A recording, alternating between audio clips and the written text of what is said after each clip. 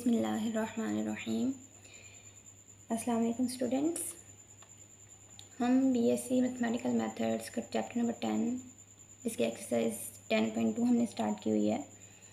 ठीक है, तो फर्स्ट हमने question number 1 to question number 8 तक क्वेश्चन सोल्व कर चुके हैं। आज हम क्वेश्चन नंबर 9 सोल्व करेंगे और ये क्वेश्चन जो है ये बहुत बहुत इम्पोर्टेंट है। ठीक है, ये बहुत ज़्यादा इंपॉर्टेंट क्वेश्चन है, लिहाजा इसको आपने ध्यान से देखना है और बहुत सिंपल है। वैसे ही सेम वही मेथड हम इस क्वेश्चन में भी यूज़ करेंगे जो हम प्रीवियस क्वेश्चन में यूज़ कर चुके हैं। ठीक है, सबसे पहले कम्प्लीमेंट्री सॉल्यूशन फाइंड आउट करेंगे, उसके बाद हम इसका पर्टिकुलर इंटीग्रल सॉल्यूशन फाइंड करेंगे और फिर दोनों को हम ऐड कर देंगे तो हमारे पास इसका जनरल सॉल्यूशन आ जाएगा। तो बहुत ध्यान से आपने इस देखना है क्वेश्चन को। तो चलिए हम स्टार्ट करते हैं क्वेश्चन नंबर 9। तो सबसे पहले बेटा हमने यहाँ पे कहना है कि जो गिवन इक्वेशन है हमारे पास वो कौन सी है। ठीक है, given equation is of the form, कौन सी फॉर्म है हमारे पास ये फॉर्म है F of D of Y is equal to F of X. Okay, अब हमने कम्प्लीमेंट्री सॉल्यूशन इसके लिए फाइंड करना है। कम्प्लीमेंट्री सॉल्यूशन के लिए हम इसको ज़ीरो के इक्वल कर देंगे और फिर बाद में हमने इसकी ऑक्सिलरी इक्वेशन फाइंड आउट करनी है। उसके बाद हम अगर तो क्वाड्रेटिक इक्वेशन फार्मूला यूज़ हो रहा है तो वो फार्मूला यूज़ कर देंगे, फैक्टराइजेशन हो रही है तो फैक्टराइजेशन कर देंगे। अगर सिंपल मेथड से हो रहा है, ना फैक्टराइजेशन करने की ज़रूरत है ना ही क्वाड्रेटिक फार्मूला यूज़ करने की ज़रूरत है, तो हम इसको सिंपल वे में ही सॉल्व कर लेंगे। ठीक है, तो चलिए अब हम सबसे पहले कम्प्लीमेंट्री सॉल्यूशन फाइंड आउट करते हैं। ओके लुक, अब यहाँ पे हमने कम्प्लीमेंट्री सॉल्यूशन फाइंड किया। इसके लिए हमने F of D of Y को ज़ीरो के इक्वल लेट कर लिया है। यहाँ पे हमने डी फंक्शन लिखा ज़ीरो के इक्वल। अब हमने ऑक्सिलरी इक्वेशन इसकी फाइंड करनी है। तो ऑक्सिलरी इक्वेशन हमारे पास आ जाएगी D4 की जगह पे M4 प्लस D² की जगह पे M² इज इक्वल टू 0। अब देखिए यहाँ से क्या चीज़ कॉमन आ रही है, M² कॉमन आ रहा है। यहाँ से हमने सिंपली M² कॉमन ले लिया। अब इसको एक मतलब 0 के इक्वल कर देंगे, एक मतलब इसको 0 के इक्वल कर देंगे। तो हमारे पास यहाँ पे M² किसके इक्वल होता है, M² को हम M इंटू M लिख सकते हैं ना, ये हमने लिख दिया। उसके इक्वल ये, उसके बाद ये +1 है, सिर्फ आपकी -1 हो जाएगा। अब यहाँ पे इस m को भी 0 के इक्वल कर देंगे और इस m को भी 0 के इक्वल हमने कर दिया। स्क्वायर रूट लिया, हमारे पास आ गया आयोटा। उसके बाद ये हमारे पास m की दो वैल्यू आ गई 0 0 और यहाँ पे m की वैल्यू हमारे पास आ गई ± आयोटा। ओके, तो स्टूडेंट्स यहाँ पे देखिए, यहाँ पे हमारे पास रूट्स हैं 0 0 एंड ± आयोटा। अब यहाँ पे हम पहले इन रूट्स को ले लेते हैं क्योंकि यहाँ पे हमारे पास इक्वल रूट्स हैं, इसलिए हम इसके लिए ये इक्वेशन यूज़ करेंगे। यहाँ पर m की वैल्यू बिकॉज 0 है तो यहाँ पे हमने 0 पुट किया। e⁻0 into X is equal to e⁻0 is equal to 1। ठीक है, जिसकी वजह पावर 0 हो वो हमेशा 1 के इक्वल ही होता है। उसके बाद यहाँ पर हमारे पास y⁻1 की वैल्यू आ गई। अब देखिए हमारे पास दो किस्म के, हमारे पास 2 टाइप्स के रूट्स थे, तो इसलिए हमने इसको अलग अलग कर लेंगे। पहले रियल इक्वल के लिए, उसके बाद इमेजिनरी के लिए। अब हम रूट्स के लिए बता रहे हैं क्योंकि रूट्स हमारे पास इमेजिनरी हैं, तो इसके लिए हम इक्वेशन बता देंगे। ये देखिए हमारे लिए इक्वेशन आ गई हमारे पास। अब यहाँ पर ± आयोटा में यहाँ पर 0 भी है ना साथ। ठीक है, यहाँ पे 0 भी आप लिख सकते हैं, 0 ± आयोटा। अब अल्फ़ा की वैल्यू हमारे पास 0 है और बीटा की वैल्यू हमारे पास 1 है, तो यहाँ पर हमने पुट की, ये 0 था, e⁻0 इज़ ऑलवेज 1।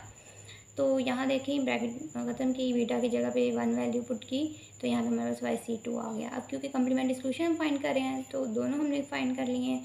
तो कम्प्लीमेंट्री सॉल्यूशन yc जो है हमारे पास, यहाँ पे देखें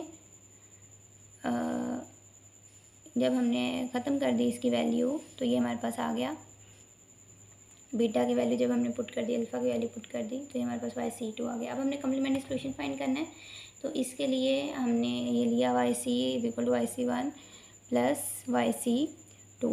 ओके, अब yc जो है हमारे पास, यहाँ पे वैल्यू पुट की yc1 yc2 की जगह पे, इन दोनों की, तो हमारे पास ये इसकी वैल्यू आ गई। हमारे पास कम्प्लीमेंट्री सॉल्यूशन है अभी। ओके, अब नेक्स्ट स्टेप आपको पता है हमें क्या करना है। नेक्स्ट स्टेप हमने फाइंड करना है पर्टिकुलर सॉल्यूशन। तो पर्टिकुलर सॉल्यूशन के लिए भी बहुत इजी मेथड है, सेम मेथड है प्रीवियस क्वेश्चन में जैसे हमने सोल्व किया था, सेम उसी तरह हमने इसमें भी पर्टिकुलर मेथड को ऐसे ही सोल्व करना है। ओके, तो क्लास यहाँ पर देखिए, यहाँ पर हमारे पास है पर्टिकुलर सॉल्यूशन। तो इसमें हमने y p = 1 और f of t into f of x लिया। यहाँ पे फंक्शन डी पुट किया, यहाँ पे फंक्शन एक्स पुट कर दिया। अब ये 1/d के बाद 4+d² है, पहले इसको इसके साथ मल्टीप्लाई करेंगे, फिर इसके साथ, फिर इसके साथ। तो ये देखिए हमने तीनों के साथ सेपरेटली इसको मल्टीप्लाई कर दिया। इसको हम कह देंगे इक्वेशन नंबर 1 है। अब यहाँ पे आप एक साथ भी कर सकते हैं, मतलब आप ऐसे भी कर सकते हैं, इसके ऊपर लगा लें, इसके ऊपर भी लगा लें, साथ में इसी के ऊपर भी इसकी जो है केस है वो लगा लें, पुट कर लें। और अगर आपको ऐसे सूट नहीं कर रहा, अगर आपको ऐसे सही नहीं लग रहा, तो आप फिर सेपरेटली इनको सॉल्व भी कर सकते हैं। जैसे देखिए मैंने यहाँ पे लेट किया हुआ है कि ये YP1 है, ठीक है, ये आपके पास इसको लेट कर दिया, ये YP2 है, और इसको हमने लेट किया ये YP3 है। फिर बाद में सबको सम कर देंगे तो हमारे पास YP ही आ जाएगा। तो अब यहाँ पे हमने इसकी तरह वैल्यूज़ पुट करनी है।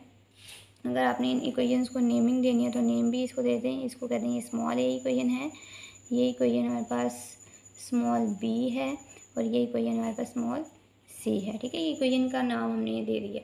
अब यहाँ पे सबसे पहले हम लेंगे इक्वेशन ए। यहाँ पे देखिए टेकिंग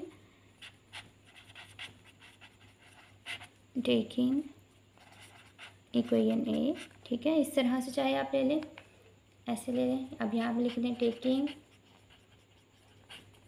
इक्वेशन बी, और यहाँ पे हम यूज़ कर लेते हैं टेकिंग, ओके, ये देखें इस तरह से टेकिंग इक्वेशन सी, राइट।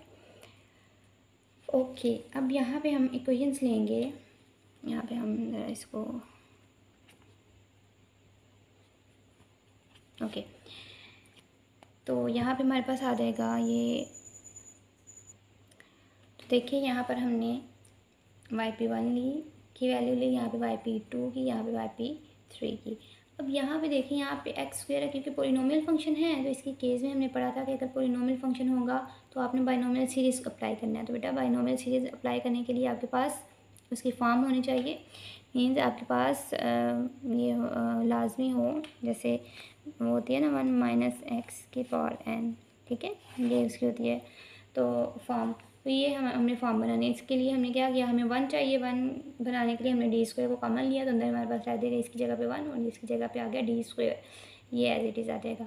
उसके बाद YP2 है, तो YP2 भी आगे क्या है, ट्रिग्नोमेट्रिक फंक्शन। तो ट्रिग्नोमेट्रिक फंक्शन में हम क्या करते हैं, हम d² की जगह पे -a² पुट कर देते हैं, ठीक है, यहाँ पे जो ये होता है वो वाला। तो इसीलिए हमने 4 है यहाँ पे, तो इसको हमने d² में लिख लिया, 2 था, 4 अगेन d4 ही आ जाएगा आपके पास। उसके बाद नेक्स्ट जो थर्ड स्टेप है हमारे पास वो है YP3। तो YP3 में भी देखें आगे क्या है, ट्रिग्नोमेट्रिक फंक्शन है, तो इसके लिए भी हमने 4 को स्क्वायर में चेंज कर लिया है।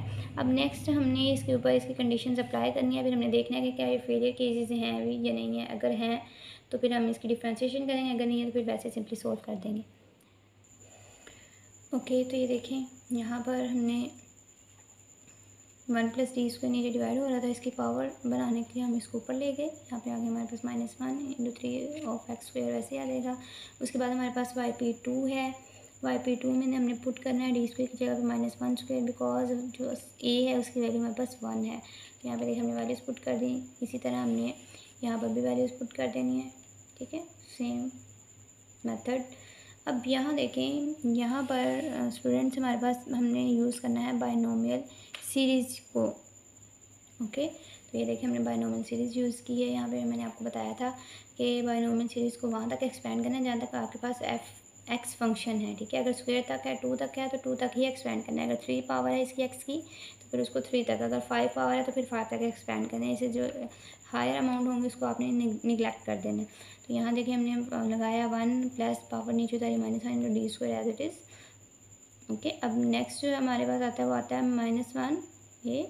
उसके बाद -1 में से फिर 1 को सब्ट्रैक्ट किया और डिवाइडेड बाई 2 फैक्टोरियल इंटू इसका स्क्वायर, ओके, d² का स्क्वायर आ जाएगा। 4 पावर आ जाएगी ना, तो 4 तो वैसे ही निगलेक्ट है क्योंकि यहाँ पे हमारे पास 2 है, तो लिहाजा 2 तक ही लेंगे हम। उसी तरह हमारे पास YP2 है, YP2 में देखिए यहाँ पे हमने वैल्यू पुट की है, हमारे पास 1 - 1 आ गया। इसी तरह ये भी हमारे पास क्या आ गया, 1 - 1। अब क्योंकि ये दोनों क्या हैं, फेलियर केसेस हैं, लिहाजा हम इनकी डिफ्रेंशिएशन करेंगे, उसके बाद इसको सॉल्व करेंगे। तो यहाँ पे देखें स्टूडेंट्स, यहाँ पर इसको मल्टीप्लाई माइनस को मल्टीप्लाई किया, -t² × x² आ जाएगा। अब x² इन दोनों के साथ मल्टीप्लाई किया हमने, ये देखिए यहाँ आ गया। अब डी स्क्वायर का मतलब होता है इस एक्स स्क्वायर को 2 टाइम्स आपने डिफ्रेंशिएट करना है, ठीक है। फर्स्ट टाइम किया तो 2x आ गया, सेकंड टाइम करेंगे तो सिंपल 2 आ जाएगा, x खत्म हो जाएगा यहाँ पे। इसी तरह YP2 है यहाँ पे YP2 में देखें, इसमें हमने क्योंकि लेनी थी डिफ्रेंशिएशन, और वो जो इक्वेशन होती है ना उसी की हम लेते हैं डिफ्रेंशिएशन। तो यहाँ पे देखें डिफ्रेंशिएट करने से पहले हमने x लाजमी लिखना है। अब क्योंकि डी की पावर 4 था तो पावर रूल अप्लाई किया 4d³ प्लस ये डी स्क्वायर था तो पावर रूल अप्लाई किया 2d आ गया, ये एज इट इज़। उसके बाद YP3 भी हमने जो है वैसे ही की है, सिर्फ यहाँ पे इसके ट्रिग्नोमेट्रिक फंक्शन का जो फंक्शन है वो चेंज है, बाकी सारा वही मेथड है इसका।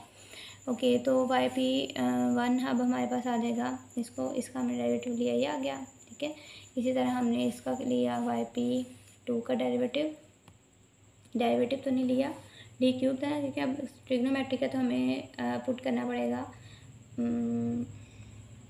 डी स्क्वायर की जगह पे माइनस, क्योंकि x के साथ क्या साइन 1x है ना, तो इसलिए यहाँ पे आ जाएगा D square is equal to -1 whole square. इस तरह ये भी यहाँ पे भी यही चीज़ आ जाएगी। तो ये अब हमने पुट कर देनी है यहाँ पर, देखें। ओके, देखें तो ये था हमारे पास, इसको हमने मल्टीप्लाई कर दिया, 3 को एक साइड पे रखा, और ये जो हमारे पास है x² 1/d² को इसके साथ मल्टीप्लाई कर दिया, -3 2 6 इंटू 1/d² को यहाँ पे 1 आ जाएगा, 1 के साथ में मल्टीप्लाई कर दिया। इसी तरह YP2 में यहाँ पे हमने वैल्यू पुट कर दी है, देखें, ठीक है। YP3 में भी हमने सेम वैल्यू हमने पुट कर दी है। अब इसकी इंटीग्रेशन हमारे पास क्या होती है, x² की इंटीग्रेशन होगी, क्योंकि डेरिवेटिव 1 जो है वो आगे मौजूद है, इसकी पावर में एक ऐड, नीचे भी डिवाइड में भी पावर में एक ऐड कर देंगे, तो यहाँ पे आ जाएगा 3/3 माइनस, अब यहाँ पे कॉन्स्टेंट नंबर है, कॉन्स्टेंट नंबर की इंटीग्रेशन क्या होती है, x होती है, ओके। उसके बाद यहाँ पे हमने इंटीग्रेशन की तो x आया, ठीक है। अब 1 है ना यहाँ पे इसकी वैल्यू, अब क्योंकि सेकंड टाइम इसकी इंटीग्रेशन करनी है तो 1 + 1 क्या आ जाएगा, फिर 2/2 आ जाएगा। तो इसको इससे कैंसिल करें, 2 3 6, तो यहाँ पे आ जाएगा 3x², राइट। ओके, उसके बाद हमने यहाँ पे देखिए मल्टीप्लाई किया, ये चीज़ आ गई, -4d से 2d को माइनस कर दिया 4d में से, तो यहाँ पे हमारे पास ये बन गया, ये हमारे पास अभी तक है इसका। अब यहाँ पर हमने इस d को ख़त्म करना है, ठीक है। इन दोनों में जो d है, ये इंटीग्रेशन है ना, 1/d इंटीग्रेशन 1d, इसको ख़त्म करेंगे, उसके बाद हम इजीली जो है वो YP की वैल्यू पुट कर दें। ओके स्टूडेंट, ज़रा यहाँ पे देखें, यहाँ पे थोड़ी सी प्रॉब्लम है, यहाँ पर भी देखिए हमने 2 टाइम्स इसकी इंटीग्रेशन करनी है ना, तो हमने सिर्फ अभी फर्स्ट टाइम मतलब सिर्फ 1 टाइम इसकी हमने ना की है इसकी इंटीग्रेशन। अब इसकी सेकंड टाइम भी तो इंटीग्रेशन करनी है ना, 1/d भी आएगा, चलिए इसकी तो हमने कर ली। अब x³ भी करेंगे तो यहाँ पे हमारे पास आ जाएगा x की पावर 4 इंटू x की पावर 4 डिवाइडेड बाय 4, ओके। तो ये आ गया हमारे पास, ओके। तो अब हमने यहाँ पे क्या करना है, ठीक है, x की पावर 4 डिवाइडेड बाय 1/4 ही इसका है हमारे पास, ये जो है आंसर, ठीक है।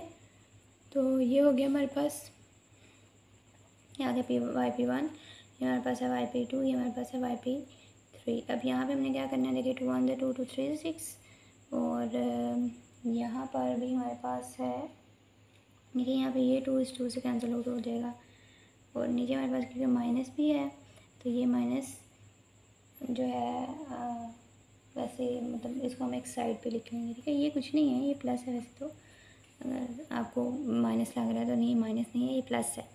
अब यहाँ पर हमने सिंपल इसकी इंटीग्रेशन कर देंगे, ठीक है। यहाँ से भी d को ख़त्म करना है और यहाँ से भी d को हमने कैंसिल, ओके लुक। तो यहाँ पर देखिए हमने इसको अरेंज कर दिया, यहाँ पर जो d था उसको हमने 1/d को मल्टीप्लाई कर दिया, यहाँ पर 1/d को मल्टीप्लाई कर दिया। अब ये तो हमारे पास YP1 है ना, अब YP2 हम देखते हैं, YP2 हमारे पास हो जाएगा -3x। अब sin x की इंटीग्रेशन क्या होती है, sin x की इंटीग्रेशन होती है -cos x, okay. And YP3 हमारे पास आ जाएगा -x, cos x की इंटीग्रेशन क्या होती है हमारे पास, sin of x, ओके। ये हमारे पास yp1 की वैल्यू है x की power 4 divided by 4 minus 3x square. अब इसको अगर हम रीअरेंज कर लेते हैं, yp1 is equal to x की power 4/4 minus 3x square, yp2 is equal to minus minus plus 3x cos of x, और यहाँ पे हमारे पास आ जाएगा yp3 is equal to minus x sine of x। Okay, ये तीनों हमारे पास आ गई हैं। अब हमने इसको इक्वेशन नंबर 2, 3 एंड 4 में पुट कर देना है, तो सिंपल हमारे पास yp आ जाएगा। ओके, तो अब हमने वैल्यूज़ को पुट करना है। ये yp1, yp2, yp3 की वैल्यूज़ हमने इक्वेशन नंबर 1 में पुट कर देनी है। ओके, तो स्टूडेंट्स ये देखें, हमारे पास इक्वेशन नंबर 1 है, ये हमारे पास yp1 था, ये yp2 और ये yp3। इसकी जगह पर इनकी वैल्यूज़ पुट कर दें तो हमारे पास जो यहाँ पे हम लिख देते हैं yp इज़ इक्वल टू, देखें यहाँ पे हम लिखेंगे yp is equal to yp1 plus yp2 plus yp3। अब वैल्यूज़ पुट कर दें तो यहाँ पर हमारे पास जो yp है वो आ जाएगा, सबसे पहले yp1 की जगह पे पुट कर देंगे x की power 4 divided by 4 minus 3x square. उसके बाद हमारे पास आ जाएगा, ठीक है, हमारे पास इक्वेशन में देखें हमारे पास यहाँ पे है प्लस, ठीक है, तो नेक्स्ट हमारे पास माइनस है, तो यहाँ पे देखिए स्टूडेंट्स, यहाँ पे हमारे पास आ जाएगा प्लस, नेक्स्ट आ जाएगा 3x कॉस ऑफ x, और यहाँ पे माइनस है, चूँकि माइनस लिखेंगे यहाँ पे, और बाकी हमारे पास yp3 की वैल्यू हमारे पास है minus x sine of x। Alright, हम यहाँ पे इसको रीअरेंज कर दें, yp is equal to x की power 4 divided by 4 minus 3x square plus 3x cos of x minus minus plus x sine of x। तो ये था जी हमारा पर्टिकुलर सोल्यूशन। ओके, अब हमने जनरल सोल्यूशन इसका फाइंड करना है। तो जनरल सोल्यूशन में यहाँ पर हम मेंशन कर देते हैं जनरल सोल्यूशन। तो ये देखिए हमारे पास अब जनरल सोल्यूशन है आने लगा है। यहाँ पर हम वैल्यूज़ पुट करेंगे तो हमारे पास जनरल सोल्यूशन आ जाएगा। Then y is equal to, अब वाई सी जो है, जो हमारे पास वाई सी था हमारे पास x की power 4 c1 plus c2x, okay, c1 plus c2x plus c3 sine of x plus c4 cos of x plus, अब yp हमारे पास जो है वो हम लिख देंगे x की power 4 divided by 4 minus 3x square plus 3x cos of x plus x sine of x। ठीक है, तो ये हमारे पास इसका जनरल सॉल्यूशन होगा। तो ये था हमारे पास क्वेश्चन नंबर 9। थोड़ा लेंथी है लेकिन सेम प्रीवियस क्वेश्चन जैसा ही है, जैसे आपने पीछे वाले क्वेश्चन कर लिए हैं तो वैसा ही ये वाला भी है। जब आप इसकी प्रैक्टिस करेंगे तब आपके लिए बहुत बहुत बहुत आसान हो जाएगा। अगर आपने प्रैक्टिस नहीं की तो फिर ये आपके लिए आसान छोड़ के आपके लिए मुश्किल भी नहीं होगा। ठीक है, जब एक चीज़ की कंसेप्ट आपके पास कंसेप्ट ही नहीं है किसी क्वेश्चन के, तो आपके लिए वो ना तो ईजी होगा ना आपके लिए टफ होगा, तो वो आपके लिए सिर्फ एक क्वेश्चन होगा जिसको आप सोल्व नहीं कर सकते। लिहाजा आपने इसको अच्छे से देखना है। ठीक है, अच्छे से इसको रिवाइज़ करें, इसको अपने दिमाग में बिठाएं, इसके स्टेप्स समझें, इसका मेथड समझें। ठीक है, बाकी काम मुश्किल ज़रा भी नहीं है। आप 2-4 क्वेश्चन की भी प्रैक्टिस कर लेंगे तो आपके लिए बहुत बहुत आसानी हो जाएगी।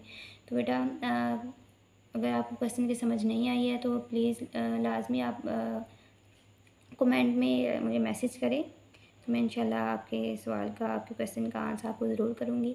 तो बाकी ध्यान से देखिएगा क्वेश्चन। तो नेक्स्ट क्वेश्चन में हम क्वेश्चन नंबर 10 स्टार्ट करेंगे। अगर आगे वाले क्वेश्चन लेंथी ना हुए तो मैं कोशिश करूँगी कि एक लेक्चर के अंदर कम से कम 2 क्वेश्चन लाजमी हो जाया करें, ताकि आप लोगों के लिए भी देखने में आसानी रहे। तो ओके, अल्लाह ताला आपको कामयाब करे इम्तिहानों में, आपके एग्ज़ाम्स में। अल्लाह ताला आपको हामी नासिर हो। ओके, अल्लाह हाफिज़।